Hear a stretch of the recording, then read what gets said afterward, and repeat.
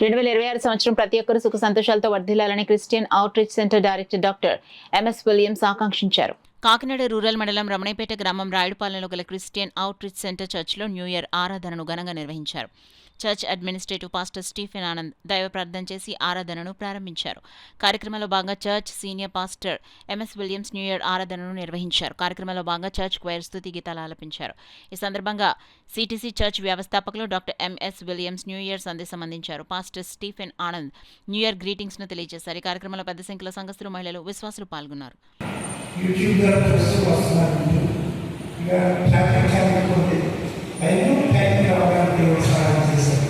దేవుని స్తోత్రం.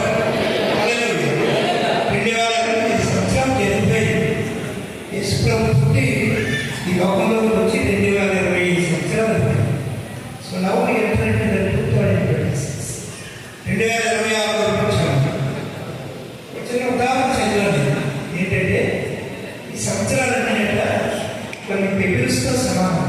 ముత్యములు లేదా రాళ్ళు, రంగురాళ్ళు, రంగురాళ్ళు దొరుకుతుంటే ఎక్కడెక్కడ మాడలు. ఒక ఎవరిస్తులు అలాగే అరణ్యంలో వస్తుంటే కొన్ని రాళ్ళు దొరికే అవన్నీ సంఖ్యలో వేసుకుని దానిలో ఒకటి విసురుకుంటూ వస్తాడు. విసురుకుంటూ వచ్చిన తర్వాత దగ్గరికి టౌన్లో వచ్చేటప్పుడు పెద్ద ఏంటో ఆడప్పుడు ఎట్లా ఈ రాళ్ళని రాసుకుంటున్నారంటే ఒకటే ఉన్నాయి కదా, చాలా మంది ఉన్నాయి కదా, ఆటోలో వస్తున్నాను. వచ్చిన తర్వాత ఏంటి చాలా ఖరీదైన రాయి, నీకు తెలియదారంటే నాకు తెలియదు. అప్పుడు రాడు కొనుక్కునేవాడు తీసుకెళ్ళారు. తీసుకెళ్తే ఆ రాడు కొనుక్కునేవాడు చూసి ఈ రాయికి ₹1,00,000 వచ్చారు.